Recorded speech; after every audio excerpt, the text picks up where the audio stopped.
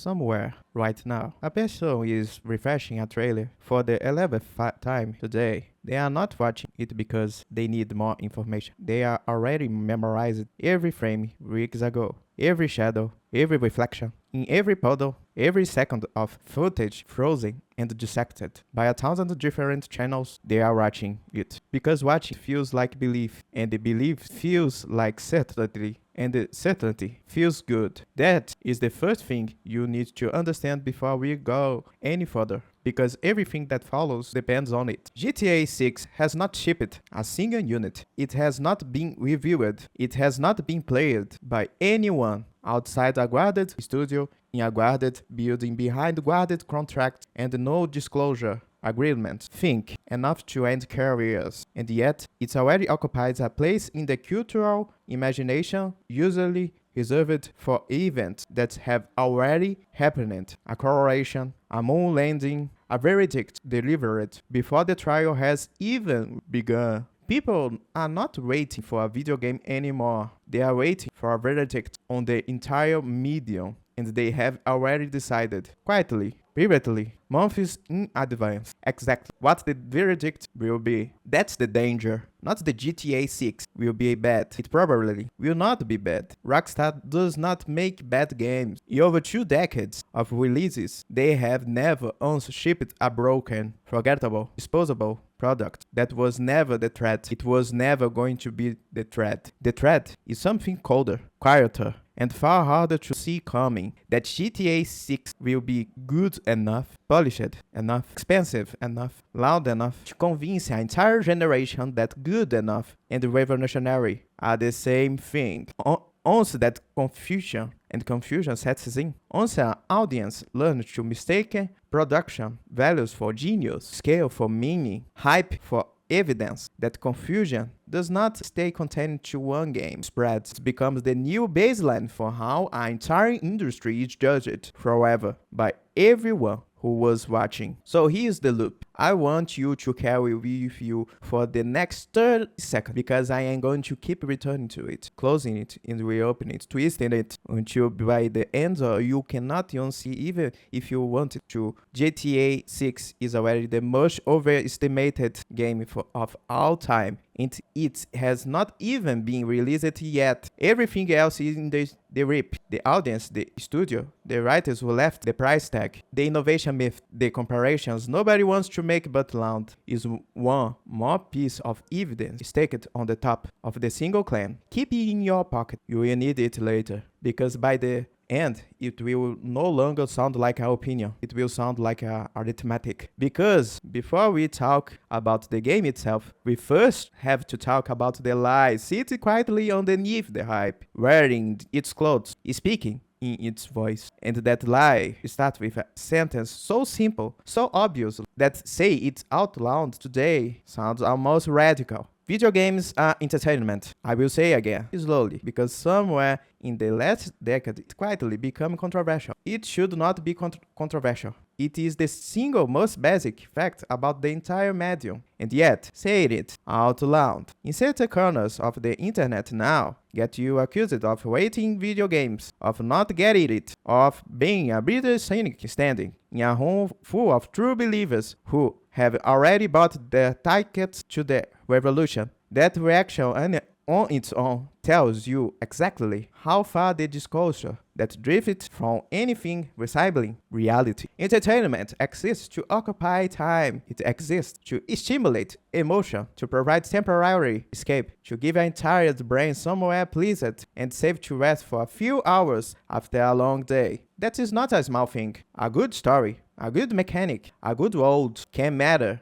enormously to the person experiencing it, can shape a memory that lasts decades, can become a shared language between strangers who grow up an ocean apart. But married to a person is not the same as reshape a civilization. Entertainment does not carry an inherent obligation to revolutionize society. It does not have to invent new forms of human expression every single time it is released. It does not have to remain culturally dominant for a decade simply because one previous entry in the series managed to pull that off under a completely different, unrepeatable set of conditions. And that is exactly the mistake being made right now, in real time, by millions of people who have never once stopped to ask themselves a simple, uncomfortable question. What exactly is GTA 6 being measured against? The answer is almost always the same, unspoken, but obviously GTA 5, a game that stopped being a product somewhere around a year 3 and became something closer to infrastructure, a digital hangout, a second job with better graphics, a decade-long habit baked directly into the daily routine of tens of millions of players across the entire planet. People assume GTA 6 with simple inroads that from the moment it launches, they assume cultural dominance is the transferable, like a family business, quietly handed down to the next generation at watching this right now. It is not transferable, and here's why. Hold on to this, because it's the argument that every single person after this one is going to build on, brick by brick, until there is nowhere left to the hype to stand. The generation that turned GTA 5 into a near-permanent cultural fixture is not the same generation that will receive GTA 6. Here, listen again, the sentence. One more time. It sounds obvious sitting there on now. It's not so obvious in practice. It is almost never said of to loud endless hours of hype content currently flooding every platform. It is the single most overlooked fact in the entire conversation throughout this game. And once you actually see it, once it clicks, you cannot see it everywhere you look. Picture two rooms side by side, separated only by time. In the first room is the worth 20-year-old college student has just started GTA 5 for the first time. They have hours to burn actual, uninterrupted, extraterritorially guarantee hours, the kind that exists before rent, before a full-time job, before the slow, invisible erosion of free time that adulthood quietly performs absolutely everyone without asking permission. This player is actually the kind of play GTA 5 was built for, because Rockstar designed it inside a world where that kind of play was still the statical default, not the exception. Now picture the second room. It is the year GTA 6 actually released. Some of the people who once filled the first room are still gaming, but they are older now, and the shape of their lives has changed underneath them. They are entirely the workforce in bulk, managing rent and mortgage, negotiating custody of their own attention between work, relationships, family obligations, and the hundreds other platforms comparing virtuously for whatever scraps of free time are left over at the end of long play. Their free time has not simply shrunk, it has been restructured entirely around fragments, a lunch break, a comment, 20 minutes before sleep. Generation Z, the very generation that made GTA 5 a lifestyle rather than a purchase, is simply no longer built the way it was in 2030, and no amount of nostalgia mark can undo that. But here is the part that should actually worry the people in the checks. The part almost nobody in the ripe cycle wants to talk about, because it complicates a very comfortable story. Behind the aging cohort stands an entire different generation, Gen Alpha, and this generation was not raised on the same diet at all. They were not raised waiting years for a single massive singular world to arrive. They were raised inside platforms like Roblox and Fortnite, where the fundamental unit of play is the not a 6-hour narrative epic demanding total devotion. It's short, it is disposable, it is constantly replaced by the next short, disposable thing, on a loop engineering, never to ask for years of loyalty, only minutes of attention, over and over, forever, with a new experience, always one tap away. Do you see the collision forming yet? On one side, an aging audience with a measurably less time and measurably less appetite for total immersion in a single world. On the other side, a young audience trained from childhood by entirely different rhythms of play, one built on speed, novelty, and constant turnover rather than singular, sustained devotion to one enormous static universe. Neither of these two audiences is the audience that made GTA 5 a decade ago phenomenal. And yet, GTA 6 is being built, priced, and hyped by every outlet, covered it as if that original audience still exists, unchanged, patiently waiting in the wings for its second act. They do not form the same obsessive, years-long attachment to a single world that players once formed with San Andreas, or even later, with Los Santos itself. They sample, they moved on. They return if the dopamine schedule stay efficient enough to justify the return trip, a game that demands dozens of hours of narrative investment on the front end and the years of continuous live service participation on the back end is quietly asking for a philosophical, physiological commitment that large growing portions of its own target audience are no longer structured biologically or culturally to give. Keep the thought open, because we are about to walk straight to the machine that manufactured this entire expectation in the first place, and the machine is not what most people assume it is. Here's a question almost nobody bothers to ask out loud: why does it take Rockstar over decades to make a single game? The popular answer is a romantic, almost cinematic tone. People imagine a studio of obsessive perfectionists refusing every compromise, sculpting individual blades of grass by hand, sacrificing years of their own lives at the altar of pure, uncompromising creativity, ambition. It is a beautiful story to tell yourself while you wait. It's also largely a story because the real explanation underneath is far less romantic and far more mechanical, far more cooperative, far more boring than anyone wants to admit, while the hype train is still moving at full speed. Look at the actual patterns across the franchise's entire story. GTA 3 established the template, the open world as a playground. Satie at the spine holding the whole structure upright. Vice City and San Andreas expanded that template outward, adding narrative ambition, mechanical variety, and almost RPG-like density of interlocking systems layered on top of pure chaos. GTA 4 put the series inward again, investing heavily in physics and a grounded, almost month-long fall tone that trades away some of the earlier game's anarchic freedom in exchange of aid,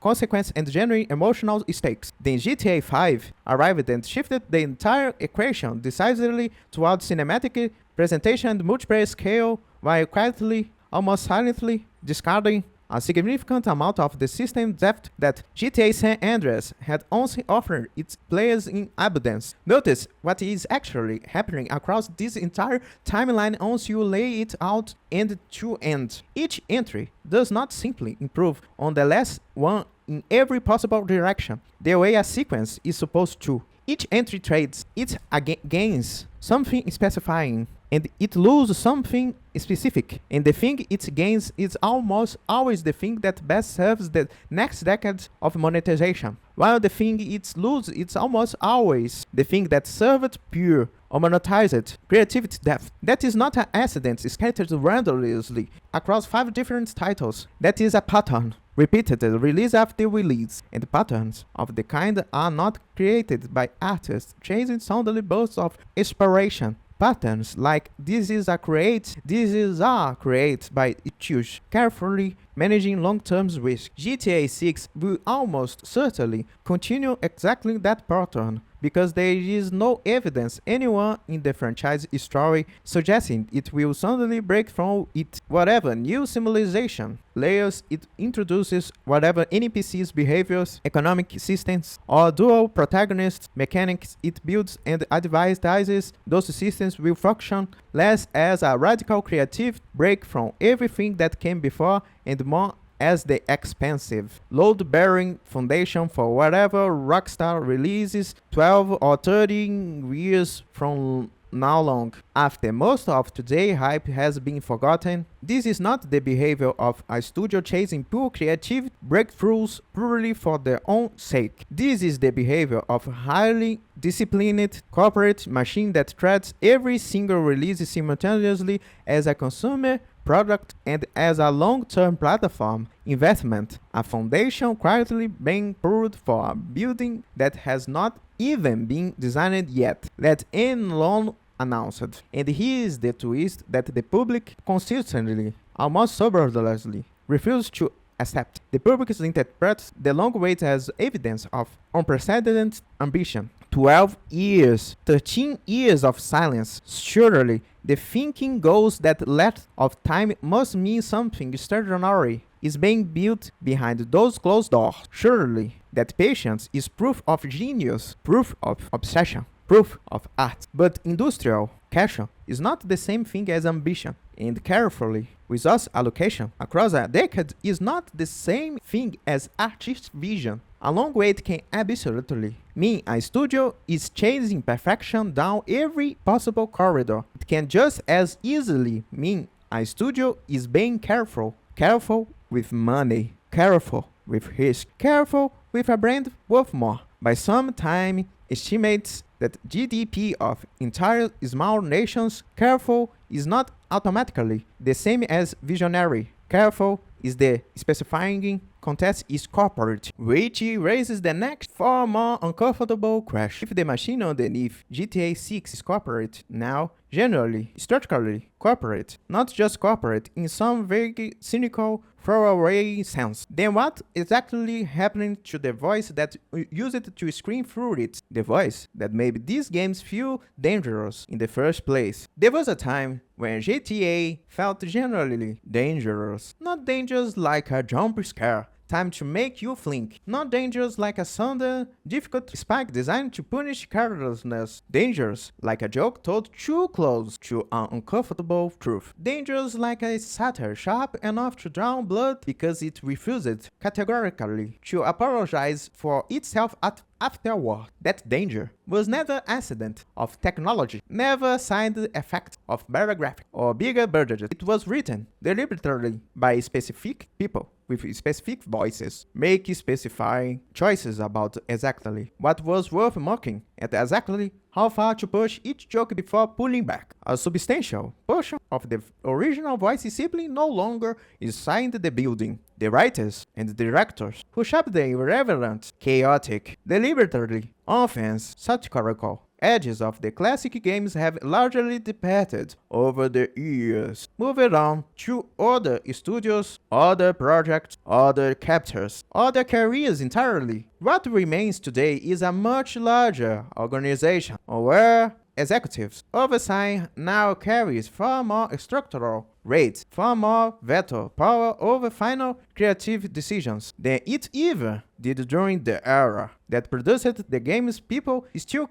quote from memory 2 decades later. Let's be fair for a moment, because fairness matters. Even inside an argument built to build persuasive executives are not inherently incapable of supporting strong risk creative work. Some of them generally understand the commercial value of aesthetic risk. They know from cold hard sales, data is nothing else, that the games people remember decades later are usually the exactly one that dare to offend somebody important. But many other inside a company this size are trained for a completely different job entirely. They are trained to read spreadsheets before scripts. They are trained to manage brand risk before manage tone. They are trained above almost everything else to avoid controversies, capable to dentate a quarterly earnings call, because that is quite literally, contractually, the job they are paid to perform. GTA has always functioned as a grotesque, exaggerated parody of contemporary life, holding up a funhouse mirror to American culture, and daring the audience to think first. Its power came directly from its willingness to exaggerate the worst instinct of that culture without apology, without a safety net, without a disclaimer, scrolling quietly underneath the screen to often soften the blow. In the correct cultural climate, the wrinkliness is under a kind of sustained pressure has generally never faced before at this scale. Humor that once felt liberating, that once felt like a release valve for an entire audience, now carries institutional risk in a way it simply did not 15 years or 20 years ago. A single clip, stripped of a contest, edited down to 80 seconds, can travel around the entire road before the writer's wow has even finished its morning coffee. So, The real question sitting at the center of this chapter is not whether Rockstar still employs talented writers, artists, and designers. Of course it does. Nobody serious is disputing the talent is still inside that building. The actual question is whether those people retain the same freedom their predecessors had to be truly unpleasant, truly essence, truly politically inconvenient of purpose. Because GTA that has choose more carefully, that has to even joke past one additional layer of institutional caution before it survives to the final is admitted GTA in some fundamental way. Even if its production's values have never in the franchise entirely history been higher. Hold that thought carefully because it's about to collide head-on with something even more heavily, the price tag sitting quietly at the bottom of every pre-order page. And once you see exactly how that price connects backward to everything already discussed, you will understand precisely what kind of product is actually being sold to you. Underneath all the market language, every other publisher in the industry has been waiting for permission. That is not an exaggeration written for dramatic effect. For years now, executives across nearly every major studio have quietly wanted to raise the base price of a full retail game beyond the long-standing $60 ceiling. And for years, almost without exception, they have hesitated because nobody wants to be first. Nobody wants to absorb the backlash, the boycott, the review bombing that comes with being the specific company. Remember it as the one that broke our unspoken, decades-old price agreement with their own customs. Rockstar does not have that problem, and everyone in the industry knows it. Rockstar has GTA 6, and GTA 6 carries enough cultural gravity, enough to build in inevitably to reset the entire industry pricing expectations in a single release, absorbing all of the backlash on its own broad shoulders so that every other publisher can quietly follow. Few months later, without taking the blame, an $80 base game with $100 special editions layers on the top, and whatever additional monetization inevitably follows once the service go live is being presented quietly, almost all foregone. A remarkable conclusion. As simply the natural unavoidable costs of a project this large, as such the sheer size of the development budget automatically, mathematically justify the size of the bill handed to the consumer at checkout. But stop, actually stop, and look closely at what is being purchased in the transaction. The product remains legally and technically a digital license, not an object, not a possession, any meaningful, permanent, transferable sense of the words. The buyer does not own the game the way a previous generation owned a physical cartridge or a disc sitting on a shelf. The license can be restricted at any point, unilaterally, by terms of service nobody actually reads. The servers powering its online components can, one day, years from now, simply be shut down without warning, taking a portion of the purchased experience with them permanently, the ability to resell it, to trade it, to hand down the way an older generation once rendered down entirely physical collections to younger siblings. That ability is non-existent, erased quietly from the transaction before it even reaches the consumer cart. Yes, video games as an industry have surpassed cinema in pure global revenue. That economic fact is real, well documented, and it gets repeated constantly, almost reflexively, as thought repeating it alone settles the entire price argument on its own. It does not settle anything. The fact that our industry generates enormous revenues does not automatically transform a single digital license into something whose price sits permanently beyond structurally when a company that already operates on the most profitable entertainment product in human history uses its own cultural dominance to reset consumer expectations upward. The correct response from an audience is not automatically gratitude for the privilege of paying more. It's not applaud for corporate ambition dresses up as generous. The correct response is that simple. Sober recognition that raw market power is being exercised deliberately, strategically, and at direct expense of that exact audience currently defend it online. And once you understand that the price is not really at its core about the actual cost of development, but about precisely what the broader market will silently tolerate before pushing back, you begin to understand something much deeper about the entire GTA 6 conversation happening right now, everywhere, all at once, because the same underlying logic, the logic of managed expectation, of carefully engineered scarcity of a narrative built specifically to justifying a predetermined outcome decided years in advance, is also running quietly underneath the innovation myth surrounding this game. And that myth is the new thing you need to take apart, piece by piece, without expectations granted. Ask any longtime fan of the series what made each new GTA feel like a genuine event, and they will almost always point to something specific. A leap, a breakout, a single moment where the series visibly grew beyond everything that came directly before it. That is things not wrong its own. It's simply being misapplied, prematurely, to GTA 6 before GTA 6 has actually earned the right to claim it. Look honestly at the actual historical record instead of the market narrative built on top of it. GTA 4 delivered a genuine, undeniable technical leap in physics and animation. Car cropped realistically for the first time.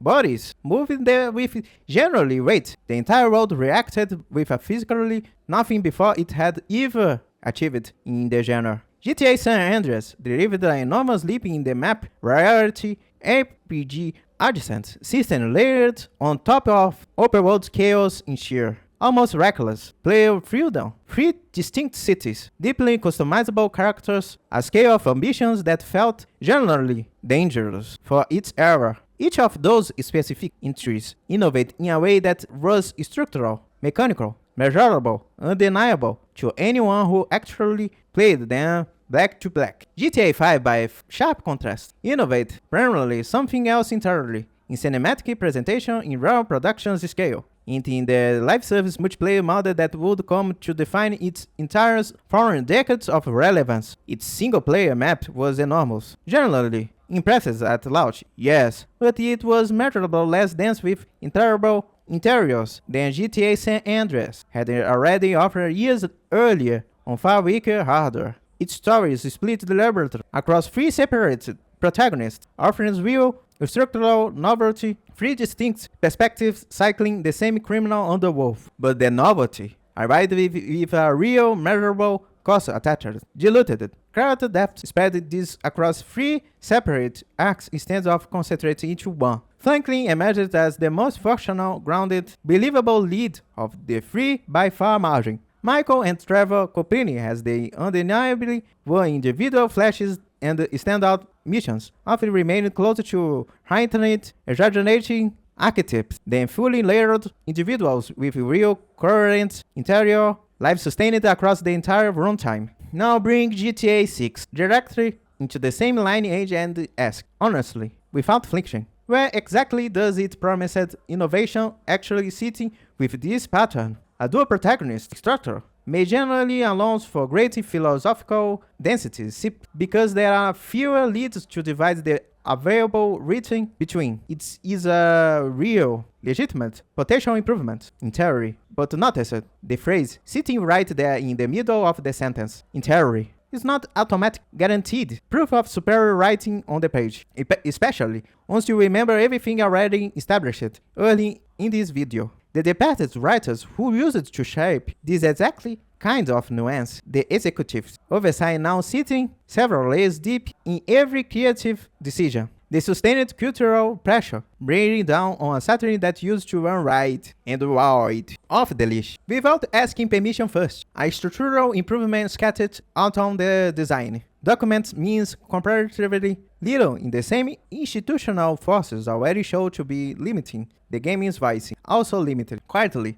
Half its own characters are ultimately permanent to go once the cameras start rolling. This is the exact pattern hide underneath the entire hype cycle correctly surrounding this release. An audience is credited GTA 6 well in advance of release with a kind of sweeping innovating that is immediately predecessing did not actually verifiably deliver when it mattered most, and if GTA 5, by far the most commercially dominant entry in the franchise's entire story, was never really the technical or systematic lead that collective memory now insists it was, then the burden of proof required for GTA 6 supposed revolution only grow heavier from here, not lighter. Not matter how loudly the market insists otherwise, which brings this argument to the single most instructive comparison available anywhere in this discussion. Because GTA 5 is not merely a warning draw from the past, it is, quite literally, a functional blueprint for exactly what GTA 6 is about to become. Whether anyone currently writing it wants to hear that or not. If you generally want to know what GTA 6 will actually be like once the market fades, stop staring at the trailers. Look instead at GTA 5, not the myth that has growth. Up around GTA 5, over decades of retrospective nostalgia, the actual game, the one that generally shipped the content of millions of real people actually play for over 10 consecutive years of their lives. Its graphics were competent for its specific era, generally impressive at the time, but not industry leading even in the year of its original release. Its open world privileged round scale and visual density over the kind of deep systemic richness that made earlier entries feel alive, reactive, rarely unpredictable in the way a truly simulated world ought to feel underneath the player's hands. Its narrative was effective entertainment, generally effective, generally fun, generally memorable, specific standout moments that fans still quote today, but is rarely, if ever, reached the kind of focused, patient, deliberate character study that Red Dead Redemption 2 later achieved by deliberately centering its own enormous ambitions around a much smaller, tight core of characters instead of spreading its thin. Rockstar has already proven inside its own catalog, using its own internal talent, that it fully knows how to build something more intimate, more patient, and more generally human than GTA 5 even attempts to be. It simply chose not to build that with GTA 5 because GTA 5 was never actually designed to be that kind of game in the first place. It was designed from the ground up to be a platform. Now project the same exact time set on the institutional priorities forwards on GTA 6 and follow the logic wherever it leads, if it allows the same broad patterns that has quietly defined the last few decades of the franchise's real behavior. Higher fidelity, denser surface level activity, a more polished cinematic layer stretched over the top, and a live service framework carefully engineered for years of sustained recurring monetization. It will be, without question, a generally commercial triumph. Nobody rational anywhere in this conversation is disputing that outcome. It will sell in numbers that shatter existing records with days. It will dominate headlines, live streams, group chats, and dinner table conversations for months and end after releases. But a commercial triumph is not simply not, on its own, automatically, the transformative, era-defining work that the current discourse has already prematurely, patiently decided it absolutely must be before a single frame of actual gameplay has been shown. Those are two entirely different claims, quietly reigning the same custom in public, and the entire cultural conversation surrounding this game has largely stopped bothering to tell the two of them apart from one another. So now, every piece of this argument is finally sitting on the table together. The audience that has fundamentally changed underneath the franchise, the company's machine that manufactures, scarcity by design, their creativity, voice that has grown measurably quieter over the years, the price tag that quietly reveals the real logic running underneath the market, the innovation that was never a radical in practice as collective memory in city it was, and the blueprint that already tells you and tells us at the same time in plain sight exactly where all of this is heading. It's time to put every one of those pieces together, because examined individually, each one looks like a minor, forgivable complaint. Examined together, side by side, they form something considerably harder to dismiss with a shrug. And it is that, people. The video will end now. Leave a like, subscribe to the channel. Nerds Maniacs, alright.